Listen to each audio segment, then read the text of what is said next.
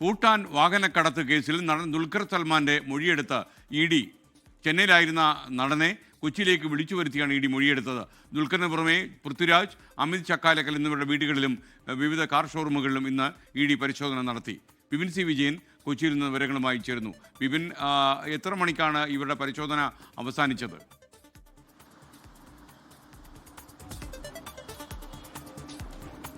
SKN 13 മണിക്കൂർ നീണ്ട പരിശോധനകൾക്കൊടുവിൽ ഇപ്പോൾ എളംകുളത്തെ ദുൽഖർ സൽമാന്റെ വീട്ടിൽ നിന്ന് ED ഉദ്യോഗസ്ഥർ മടങ്ങിയിരിക്കുന്നു. 8 മണിയോട് കൂടിയാണ് ഈ പരിശോധന പൂർത്തിയായിരിക്കുന്നത്. ഈ വാഹനങ്ങളുടെ അതിൻ്റെ രേഖകൾ, അതിൻ്റെ ഒരു ആധികാരികത, ഒപ്പം തന്നെ അവസാന ഉടമകളാണ് ഇപ്പോൾ ഈ ദുൽഖർ സൽമാൻ ഒക്കെ എത്തി നിൽക്കുന്നത്.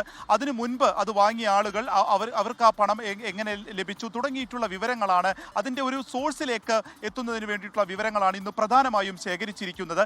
ഇന്ന് രാവിലെ 7 മണിക്കാണ് ഈ 17 കേന്ദ്രങ്ങളിലും ഒരേ സമയം തന്നെ എൻഫോഴ്സ്മെന്റ് ഡയറക്ടറേറ്റിന്റെ ഒരു പരിശോധന വരുന്നത്. അതിൽ സിനിമാ താരങ്ങളായ പൃഥ്വിരാജ്, ദുൽഖർ സൽമാൻ, അമിത് ചക്കാലക്കൽ എന്നിവരുടെ കൊച്ചിയിലെ വീടുകൾ കേന്ദ്രീകരിച്ചിട്ടുള്ള പരിശോധനകളായിരുന്നു.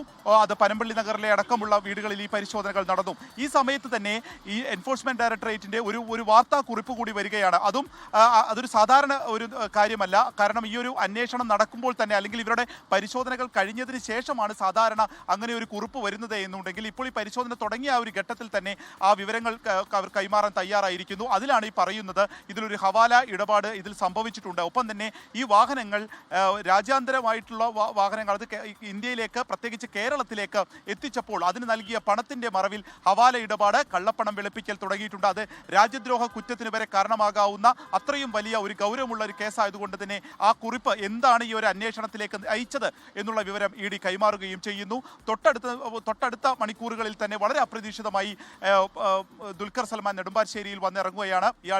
അദ്ദേഹത്തെ വിളിച്ചു വരുത്തുകയായിരുന്നു. എൻഫോഴ്സ്മെന്റ് ഡയറക്ടറേറ്റ് വിളിച്ചു വരുത്തിയതിന്റെ ഒരു പശ്ചാത്തലത്തിലാണ് ഉച്ചയോടുകൂടി തന്നെ ദുൽഖർ സൽമാൻ നെടുമ്പാശ്ശേരിയിലേക്ക് വരികയും പിന്നീട് ഏളംകുളത്തെ വീട്ടിൽ വെച്ച് ഈ ഒരു മൊഴിയെടുക്കൽ നടക്കുകയും ചെയ്തിരിക്കുന്നത്. അപ്പോൾ കൂടുതൽ അതുമായി ബന്ധപ്പെട്ട വിവരങ്ങൾ ഇനി പുറത്തു വരേണ്ടതുണ്ട്. പക്ഷേ അത് കസ്റ്റംസിന് പുറമെ, കസ്റ്റംസിൽ നിന്ന് വാഹനം വിട്ടുകിട്ടണമെന്ന് ഹൈക്കോടതിയിൽ തന്നെ ആവശ്യപ്പെടുകയായിരുന്നു ദുൽഖർ സൽമാൻ. അതിന്റെ വാദപ്രതിവാദങ്ങൾ കഴിഞ്ഞ് വിട്ടുകൊടുക്കാൻ കഴിയുമെങ്കിൽ അത് ചെയ്യണം എന്നുള്ളത് ഹൈക്കോടതി ഈ കസ്റ്റംസിനോട് ആവശ്യപ്പെട്ടിരിക്കുന്ന ഒരു ഘട്ടത്തിൽ തന്നെയാണ് മറ്റൊരു കേന്ദ്ര ഏജൻസി ആയിട്ടുള്ള EDയുടെ ഭാഗത്ത് നിന്ന് ഇന്ന് വളരെ പ്രധാനപ്പെട്ട ഒരു പരിശോധന നടന്നിരിക്കുന്നത്. അപ്പോൾ ഈ ഒരു വാഹനക്കടത്തുമായി ബന്ധപ്പെട്ട് കൂടുതൽ അതിലൊരു ഇടപാടുകളെ സംബന്ധിച്ചിട്ടുള്ള സംശയമുണ്ട്. അതിൽ കൂടുതൽ വ്യക്തത വരുത്തുന്നതിന് വേണ്ടിയിട്ടാണ് ഈ രേഖകൾ ഉൾപ്പെടെയുള്ളവ പരിശോധിച്ചിരിക്കുന്നത്. കൂടുതൽ പരിശോധനകൾ ഇതുമായി ബന്ധപ്പെട്ട് ഇനി വരും ദിവസങ്ങളിൽ ഉണ്ടാകും എന്നുള്ളത് തന്നെയാണ് ഇപ്പോഴും ലഭിക്കുന്ന വിവരമുള്ളത്. പക്ഷേ ഈ നടന്മാർ ആരും തന്നെ കൊച്ചിയിലെ വീടുകളിൽ ആ സമയത്ത് ഉണ്ടായിരുന്നില്ല എന്നുള്ളതും എടുത്തു പറയേണ്ടതാണ്.